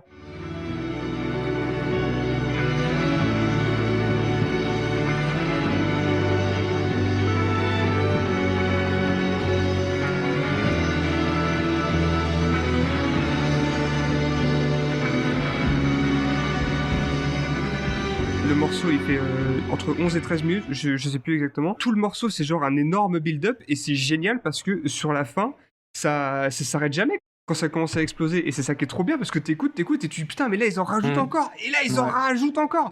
Et c'est absolument génial. Le morceau, il est long, mais il est ultra plaisant à écouter. Je suis en train de me rendre compte d'un truc, c'est que les morceaux de Saint Anger sont pas des morceaux de 8 minutes, c'est des morceaux de 3 minutes où on a coupé le dernier tiers et on l'a copié-collé. Ouais. Il n'y a pas de build-up, il n'y a pas de progression, ça ne monte pas quelque part. T'as un morceau normal et à un moment tu te dis putain, mais il est pas fini et tu regardes et il reste encore 4 minutes quoi. Littéralement, c'est ce qui s'est passé plus tôt quand t'étais en vocal en plus. Ouais, le dernier morceau, c'est des bâtards. Ils font vraiment une fin Et en fait, t'es qu'à 5 minutes sur 7,50, quoi. Putain, les bâtards. L'agonie La finale, trahison. quoi. Ouais. C'est un peu, ouais, c'est comme dans les films d'horreur où tu penses que l'horreur est finie, et en fait, ah putain, c'est le 4e acte. Genre... C'est ça, c'est vraiment ça, quoi. Par contre, je suis désolé, Sybille, mais moi, pour The Name Feeling, ma note, c'est putain, ils utilisent des mélodies et des enchaînements d'accords que les amateurs refuseraient d'utiliser parce que c'est trop cliché. Mais je sais, c'est ce que tu m'as dit, mais Putain, moi, du coup, ça m'a pas frappé. vraiment Ouais. ça. Puis alors le chanteur qui commence à faire des Comes alive, yeah yeah yeah. Alors ça pour moi c'est rédhibitoire, je ne peux pas. Quel que soit le style de chant, dès que ça commence à ah c'est fini, ça je peux pas. Quel enfer. Et il nous reste, vous inquiétez pas, il nous reste 2 morceaux, et c'est des morceaux de 5 et 8 minutes. Et Purify, en vrai, le refrain est bien, la voix elle colle bien, mais bon, ça va pas plus loin, quoi. C'est vraiment... En fait, après tout cet album, c'est vraiment... T'es épuisé. Tu sais, en fait, t'as l'impression... En fait, moi, Stettanger, c'est un CM de chiant à la fac. Genre, je fais, bon, il y a des fois, l'information que t'entends est importante, mais bon, tu restes assis, et t'es là, mais bon, ça... Ah oui, putain, Ouais, mais bon, Purify, voilà, c'est... Purify, ça go un peu en mode Purifying! Purify! Et il répète ça tout le temps. Ouais, bah, Will I? Par contre, du coup, il y a le batteur fait un rythme qui est plus binaire. Alors quand je dis binaire, faut pas y voir un truc technique quoi, c'est vraiment au sens Genre... non, au sens vraiment, si tu prends la globalité de ce qu'il fait, tu peux retrouver facilement un poum tchak poum tchak.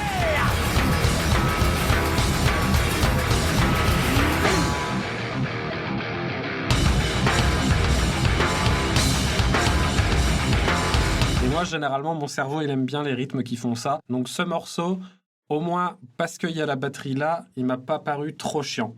Par contre, c'est le morceau qui m'a fait dire j'ai l'impression d'avoir déjà entendu ce morceau 5 fois dans l'album. Donc tout le reste, ça devait vraiment être la même merde, les mêmes accords, les mêmes trucs, quoi. Bah oui, parce que...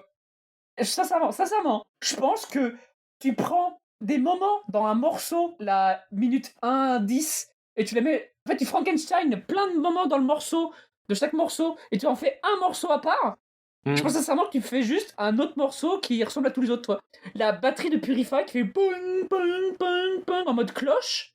Oui. Bah, tu la mets dans un autre morceau, c'est la même. Limite, ils ont fait qu'un enregistrement audio, ils ont fait tout le reste de l'album avec. En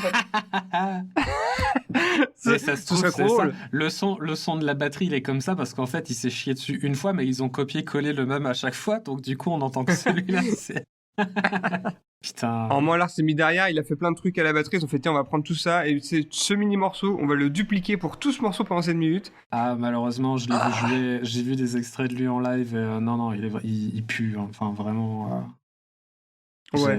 J'aime vraiment pas ce batteur. Alors après, je sais que c'est pas juste parce que, voilà, je disais, moi, depuis que je suis en primaire, j'entends des batteurs comme le batteur de Gojira ou le batteur de Slipknot. Bon, évidemment, je demande pas à tous les batteurs de voilà, mais lui, vraiment, ses takes à chaque fois, il y en a pas une où je me dis, ah, ça c'est cool. C'est vraiment, j'ai jamais été aussi loin d'un artiste en me disant, mais tout ce que tu fais, j'aime pas, quoi. C'est incroyable. Il y a un truc de fou quand je repense à Slipknot, enfin à Slipknot, comme dirait Paul McCartney. Paul McCartney quand la Slipknot, I don't really care. Mais c'est que au moins, après dans Slipknot ils sont 40 aussi, donc ça doit aider de faire de la création quand t'es 40 dans une même studio, toi. Alors, je suis pas Mais sûr aussi, que ça veut dire que t'as vraiment des gens qui sont des avis contraires. Là, ils sont vraiment en mode, moi je fais mon truc, tu critiques pas en fait. Parce que tu fais pas mon truc. Je te laisse faire ton truc, je fais mon truc en fait. Mais Oui, c'est pas ça de faire de la création. il y a vraiment... Il dit ça C'est à un un moment, cadavre genre... exquis, mais il ouais, est pas donc- exquis en fait. Toi, tu dis rien sur ma batterie parce que moi, j'ai pas le droit de faire des remarques sur tes paroles. Donc là, il y a un peu cette tension entre les deux où eux, ils se disent rien. Parce que s'ils commencent à se faire des reproches, ça va partir en couille. Mais du coup, il n'y a pas de communication. Enfin, comment tu veux créer dans de bonnes conditions quand il y a zéro communication Ah non, entre parce vous que quand ils enfin, communiquent, ils s'engueulent. Oui, bah, c'est Genre, il la y a seule tout manière un de moment communiquer. où il y a un long moment où Lars Ulrich, il engueule James Hetfield en mode de toute façon, toi ton ego il est surdimensionné, tu penses pas à moi. Et je suis en mode mec. C'est vraiment, c'est un des pires, ce mec. C'est Oh terrible. non, franchement, le chanteur, Mais- c'est aussi un gros douche. Mais ça c'est incroyable. Le Oui, oui. documentaire tous les acteurs du documentaire sont en tort. J'ai jamais vu un truc où, à part Kirk Hedfeld, parce que le guitariste, ouais, moi je m'en ouais, le branle, je fais du guitariste solo, surf, il est juste trop. Voilà, il fait du- Oui. c'est juste- je vais faire du cheval, je pense pas trop, tu vois. il fait de la rando, voilà, genre. Mais à part lui, vraiment tous les acteurs qui apparaissent, c'est des connards. Et ils font ouin en fait. Ouais. Ouais, vraiment. Ouais, j'aimerais leur casser la gueule avec mes mains. Mm. All with my hand, c'est le morceau de clôture. Et en vrai, ce que j'ai noté, je trouve qu'il y a c'est vraiment un morceau avec une vraie ambiance Mm. qui clash bien entre le refrain bourrin et la mélodie douce. Mais la voix éraillée, je trouve qu'elle marche bien. En fait, c'est con parce que je trouve que ce morceau il marche bien et c'est le dernier morceau. C'est con quand Alors, même. moi, j'aurais pas dit qu'il marche bien, par contre, il commence super bien. Moi, vraiment, le dernier morceau, quand il commence, je me suis dit, ok. Et puis, à un moment, bah, c'est justement ce morceau-là où j'en plaisantais avec Civil. À un moment, je peux vraiment les imaginer se regarder dans les yeux en disant, merde, on fait quoi? Merde, on continue Ouais, comment? totalement. Merde. Et ça, toute la structure part en couille.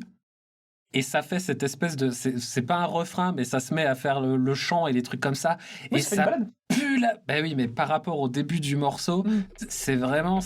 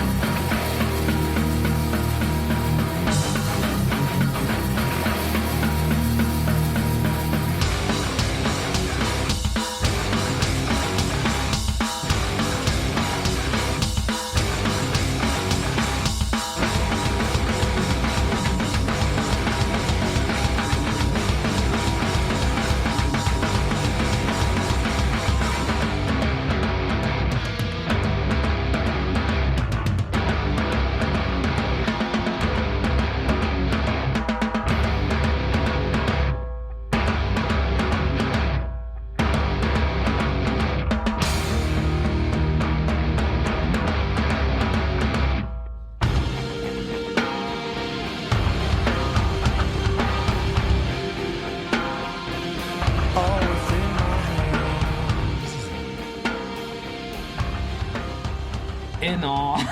Le problème, c'est qu'ils ont déjà fait le coup du genre, on fait un début bourrin, et après on s'adoucit. Oui. Donc en fait, je pense qu'ils ont dû se dire, merde, on l'a déjà fait pour Satanger, merde, on l'a déjà fait pour Some Kind of Monster, merde, on l'a déjà fait pour Dirty Window, merde, on l'a déjà fait pour My World, merde, on l'a déjà fait pour Shoot Me Again. Bah oui, vous avez fait le même morceau tout le temps. C'est un peu les trucs, parce que, tu sais, au collège, on t'apprend que les poèmes, c'est genre, soit ABBA, soit ABABA, toi.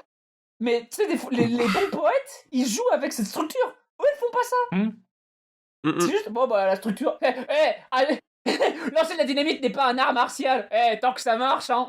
Oui, mais on peut même... J'ai envie de dire ce que tu viens de dire par rapport à la structure, on peut même faire par rapport aux accords et aux trucs comme ça. C'est... non, mais c'est les mêmes accords. Oui, mais regarde, dans le premier, j'ai fait cet accord, puis cet accord, puis cet accord, alors que dans le deuxième, j'ai fait cet accord, puis cet accord, puis cet accord. Alors, c'est pas pareil. Et en fait, bah, du coup, tout le morceau se ressemble les uns par rapport aux autres, quoi. C'est super. Ouais. C'est... Oui, en fait, c'est ce que tu disais au début, Queen. Il n'y a pas de moment de respiration, il y a peu de variations entre les pistes. C'est vraiment, on baigne dans la même soupe pendant plus d'1 heure, 1h15. Ah oui. Putain, c'est long, 1h15. Il n'y a pas non plus de solo pour nous faire. Ah putain, il y a un truc nouveau qui se passe, c'est un solo. Qu'il soit bon ou pas, genre il y a un nouveau truc qui se passe, bah non, il refuse de faire des solos. Il n'y a pas un moment où la batterie est plus douce parce que le mec il a tellement un ego grand qu'il veut que sa batterie soit entendue. Et Claude il chante tellement mal avec sa voix éraillée de merde qui ressort de Rehab. Et le mec il en a marre. Donc il chante toujours aussi mal dans la même tonalité. Donc on a vraiment genre. C'est une guerre de tranchées cet album. Ouais, c'est Verdun, putain. En vrai, de ouf. De ouf, c'est Verdun. Quand tu les vois juste même à l'extérieur, les trucs entre eux, c'était vraiment Verdun. Hein. C'était vraiment le bordel pas possible, quoi. Toxic Yaoi à tous les coins et l'envie de se trucider. Ouais, enfin bref, moi je t'avais dit pendant qu'on regardait le film que c'était l'album de la crise de la quarantaine de Metallica et Ouais. bah ouais quoi. Qu'est-ce qu'on peut rajouter sur ça? C'était intéressant de voir que on a eu des images d'archives pendant le documentaire où on montrait vraiment les concerts de ouf qu'ils ont fait. Voilà, truc en... Je vais dire en Europe, hein, parce que bien sûr c'était l'URSS, mais l'URSS c'est en Europe, bien sûr. Absolument. Littéralement, je vois même pas ce qu'il y a de drôle, mais oui. Mais putain, meuf. Tu crois qu'ils ont joué en Chine, Metallica? Oh putain, mais ils ont ok, pas joué en on va glisser le débat ici, dans cet épisode. Parce que ça va pas du tout. Donc, tout ça pour dire que, en fait... En fait, on va faire un documentaire Sunken Monster sur Queen et Club, là, vous allez voir, là. Ouais.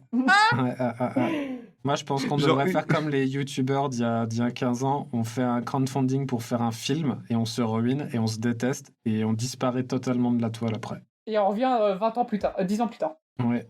En même temps, on dit que s'est-il passé pendant 10 ans? Un peu comme Alors. l'article sur Team Cherry quand c'était que s'est-il passé pendant 7 ans pour Silksong et qu'en fait l'article c'est juste oh bon c'est juste éclaté. Et nous sera ah bon c'est juste On éclaté est avec allé en votre Russie, thune. on a tué des ours. Ouais. En Russie mais Russie de l'Asie ou Russie de l'Europe? Russie, sachant que- la Russie européenne, bien sûr. Bien sûr. La Russie Je- européenne qui n'est que 20% de la Russie. Hein. Ouais. Qui est celle qui avait beaucoup plus d'influence historique que, bien sûr, la Sibérie, hein, voilà. Ah, parce que c'est l'influence historique qui fait si t'es en Europe ou pas. Ouais, Bah, visiblement. Ah bah, visiblement. les Bah, t'es- Les États-Unis sont européens, du coup, vous saurez, hein, c'est important. Bah, du coup, oui. Est-ce que je peux te dire ah ouais, la France, tu veux dire l'Amérique latine? Bah oui, il y a la Guyane il y a la Guyane là-bas, du coup. Mais Il y a- la Guyane, c'est même pas 10% de la Il y a France. 80% de la France en Amérique latine, meuf. Non, mais il y a pas le trois quarts le centre, littéralement le centre directif de toute la Russie, c'était soit Leningrad, soit Stalingrad, soit Moscou ou Saint-Pétersbourg. C'était pas Sibérie. C'était pas Vladivostok, hein? Mais le truc, c'est qu'on s'en fout de ça parce qu'on parle en termes de territoire. Mais je On parle parle du je territoire. parle en termes d'influence On politique. parle de l'histoire, pas de l'influence. On s'en fout de ça. C'est HS, Queen. T'es HS. Moi, je veux juste rappeler qu'on s'est foutu de ma gueule parce que je disais la différenciation ville-village me convenait pas. On m'a dit oh, grosse nerd de merde, regardez-les parler là sur la Russie pendant 20 minutes. Qu'est-ce qu'on s'en branle? Voilà. Moi, je dis qu'il y a la Russie européenne qui est séparée avec l'Oural et il y a la Russie asiatique qui est séparée par l'Oural. La putain de machin de chaîne de montagne gigantesque qui sépare la Russie en deux. Oui, voilà. Voilà. La Russie. C'est pas tout ce que tu dis. Tu dis la Russie elle est plus européenne que asiatique parce qu'elle a plus d'influence côté européen que côté asiatique, ce qui n'a rien à voir, ce qui est complètement HS. Mais la Russie de base, c'est tellement gros que c'est dans les deux putains de continents. Alors c'est Ah, bon. oui. Bah oui, Voilà. pourquoi tu me fais chier alors? Donc elle est en Asie. Mais parce que tu offres des réponses qui ne sont pas satisfaisantes. Bah je t'emmerde, j'ai pas de satisfaire. C'est vrai. J'ai Non, t'as raison. déjà Poutine dans mes DM, c'est bon. Enfin je veux dire. Et voilà à peu près ce qui s'est passé dans le documentaire sur Metallica pendant. Mais c'est des qui heures. mon Dave Mustaine alors? C'est qui le mec qui veut me pécho et qui rend jaloux l'autre, hein? Ah, ça. Et ça, ce sera c'est Otsi. notre prochain invité. Let's go. Oui, c'est Bruno. Non. Ah, je ne le sais pas. Quel enfer. Juste du coup, parce que j'ai écouté beaucoup de Metallica. Mais pour j'avais préparer pas, cet épisode. j'avais pas fini, hein, sinon à la base, moi. Vas-y, moi. Moi je t'emmerde. Non, parce Ta que gueule, du Queen. coup, je disais que dans le documentaire, on avait des images d'archives où on voyait leurs énormes concerts, putain, c'est vrai des trucs qu'ils comme disaient ça, ça. quoi. Mais du coup, en fait, tu peux même considérer les albums là, c'est les gars, ils refusent d'envisager le fait que ils sont has-been n'est pas forcément le bon terme parce qu'ils auraient pu en vrai être toujours faire des trucs pertinents et faire de la bonne musique et des trucs comme ça, mais ils sont plus en haut de la vague. Ils feront jamais plus des concerts monumentaux comme ça. Toute cette partie là, c'est passé et c'est pas grave. Sauf que Ah, je pense pas en vrai. Hein. je pense que parce qu'on dit crise de la quarantaine, mais je pense qu'il y a plus que ça, en fait. C'est que je suis pas sûr que la façon dont ils ont fait leur album et les envies, enfin, comment dire, pas les envies, les exigences qui semblaient et les attentes est le bon terme, les attentes qu'ils avaient par rapport à leur création, j'ai l'impression que ça vient en grande partie d'un refus de s'imaginer que la période est passée, tu vois. Il y a une espèce d'hubris de ouais, on va faire comme ça, on va faire machin et tout, où ça pouvait que se casser la gueule, mais parce que de toute façon, les gars étaient totalement hors réalité par rapport à ce qu'ils faisaient, en fait. Et en fait, il y a un problème, parce que je trouve que, pour revenir au fait que Metallica c'est plus un groupe de marque qu'un groupe de musique, c'est que j'ai vu, il y a pas longtemps, l'ouverture d'un shop de t-shirts Metallica, là, je sais pas comment ça s'appelle, je m'en branle. Et putain, le nombre de métalleux choux-fins de merde qui sont allés acheter tous leurs trucs, je me dis, putain, mais je sais que de base, le métal, c'est l'un des styles de musique le plus capitaliste au monde. En mode à tout prix faire du merc. Dans Brutal Legend, pour gagner des points et tout, il faut que tu fasses vendre le plus de merc que ton ennemi, quoi. Genre, ça veut Putain. tout dire, quoi. C'est un truc de fou, mais je suis en mode, mais Metallica, ils auraient juste pu faire comme les. Enfin, je sais pas, parce que j'ai pas que le dernier Judas Priest c'était bon, toi. Mais c'est typiquement genre, il y a des groupes, ils existent depuis. Enfin, comment on peut dire sans être blessant envers les vieux? Mais de toute façon, t'inquiète, ils écouteront pas le podcast. Oui, de base. Mais surtout que, putain, j'ai l'impression que Metallica, ils ont jamais fait ils ont fait des bons morceaux, mais j'ai l'impression qu'ils ont jamais fait de bons albums, tu vois ce que je veux dire? Ouais. Donc c'est bizarre, en fait, de continuer comme ça, de sortir de la musique pour faire ça. Je pense que Judas Priest, ou encore... genre, il y a un moment où t'arrêtes de faire des nouveaux albums et tu fais juste des concerts d'adieu en boucle, tu vois ce que je veux dire, Ouais. ou pas? Kiss, c'est Oui. comme ça. Hein. Kiss, en Mais, termes de... Alors Kiss, si ça c'est pas le plus gros vol... On joue sur ça, on joue sur notre marque.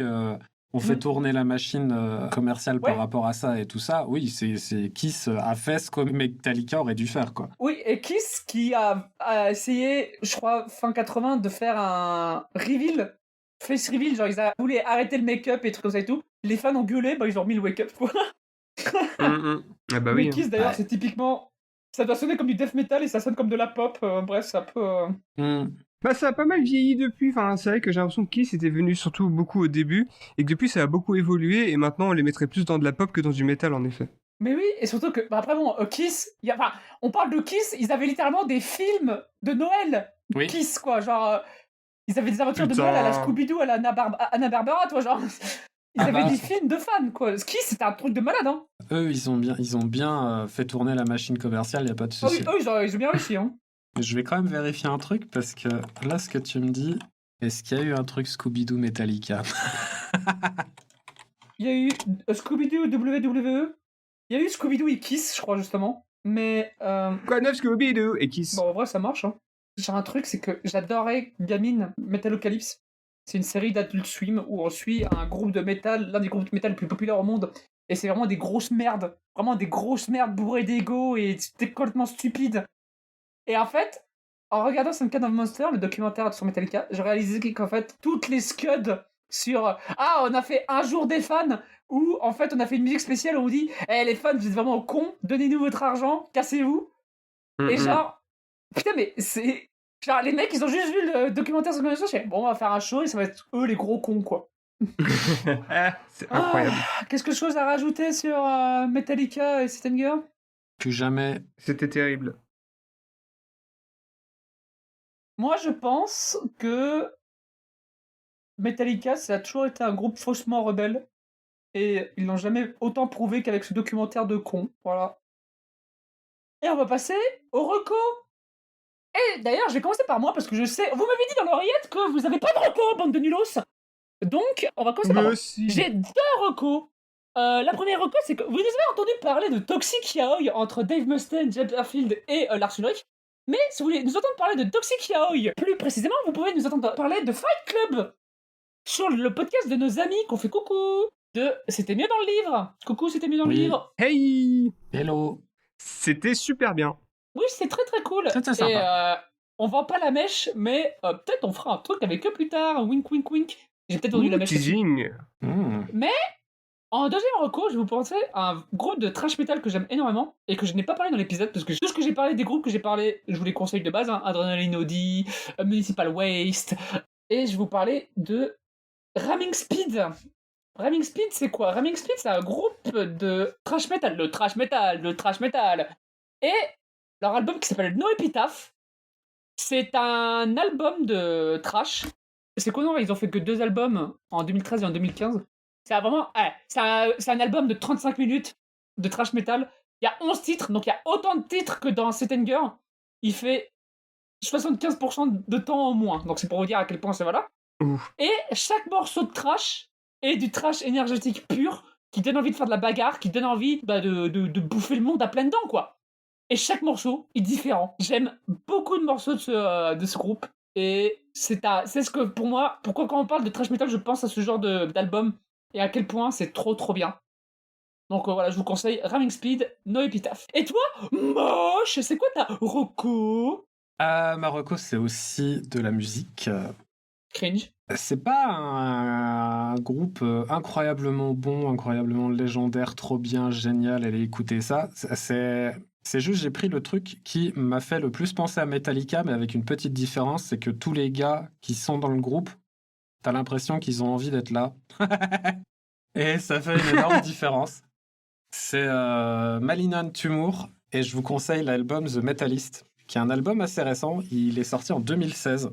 Mais du coup, c'est des gens qui font encore de la musique, j'allais dire à l'ancienne, pas à l'ancienne, parce que voilà, mais ils sont... Je vais Revival? Non, mais ils ont pas, comment dire, ils vont vraiment s'inspirer de tout ce qui va être thrash metal et des trucs comme ça, et comparé à Sethanger qui allait essayer de pomper des trucs de new metal pour changer de son, eux, ils savent ce qu'ils aiment ce qu'ils font, et ils font ça depuis des années, et ils continuent de le faire, et ils kiffent, tu vois. Et du coup...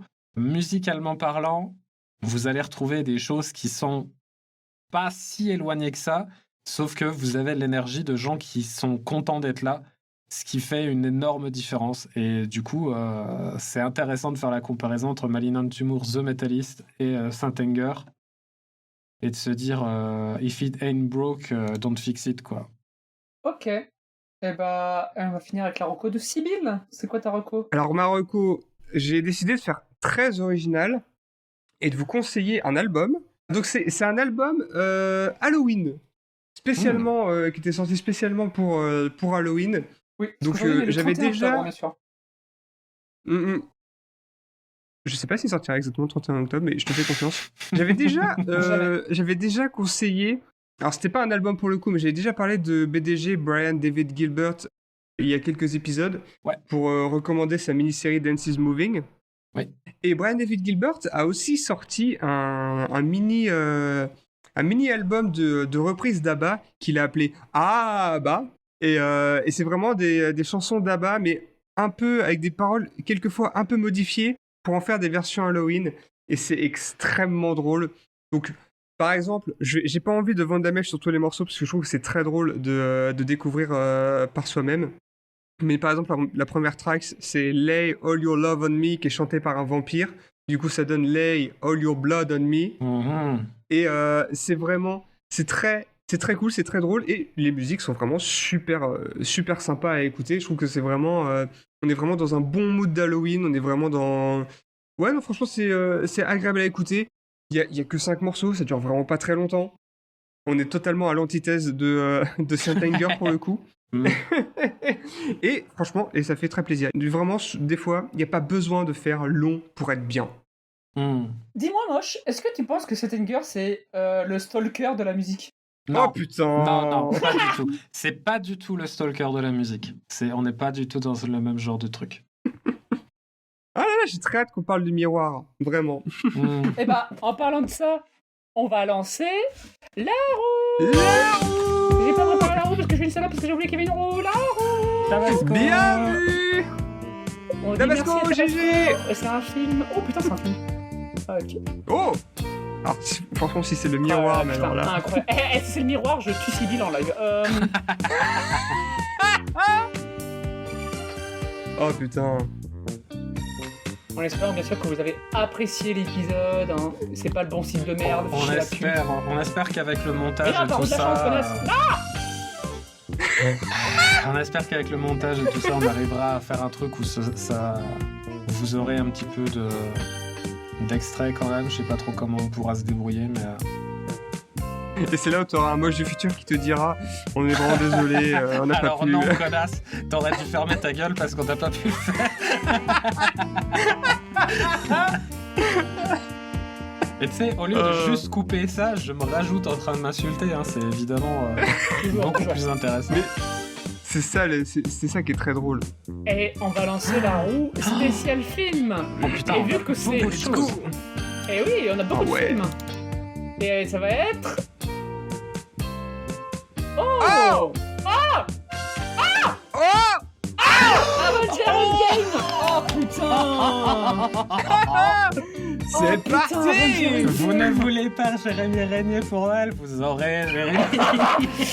Oh non. Oh putain. Jérémy Renner, est-ce que je rappelle ici que c'est un gros sac à merde? Oui, c'est un Oui, gros sac à merde. tu peux, à n'importe quel On moment le du fera en chemin de écho, l'année. on le fera en canon. Jérémy Renner est un gros con. Est une grosse merde. Mec, Ah. il frappait sa femme, donc à partir de là, bon. Oui. C'est même plus qu'un gros con. Tout à fait. Oh putain. Alors, Mais- on vous encourage à voir les 25 Marvel qui sont sortis avant Avenger Endgame, bien sûr, avant de l'écouter. Ce qu'on va évidemment faire nous aussi. Hein. Absolument, mais- absolument. Et À raison de attention, deux par Endgame soir. c'est bien le dernier. Hein. Il y a Infinity War, c'est le partie 1, et Endgame c'est la partie 2. Hein. Oui. Est-ce que Oui, ben ouais. on skip la partie 1 pour tout de suite faire Enfin, je sais pas, mais. Bah, je pense que tu vois, on va sûrement parler de la partie 1 en résumé vite fait, et après on parlera Bah, je de pense qu'on Endgame fera en un peu plus. oublier, Oui, bah c'est obligé, de toute façon les deux sont ensemble. Bon. Putain. Préparez vos meilleurs Funko Pop pour le prochain épisode de Ciné Club. Dans Salut, deux salut, semaines. salut. Bye. Bye. Bye. Putain de super-héros de merde là. Oh, boubou.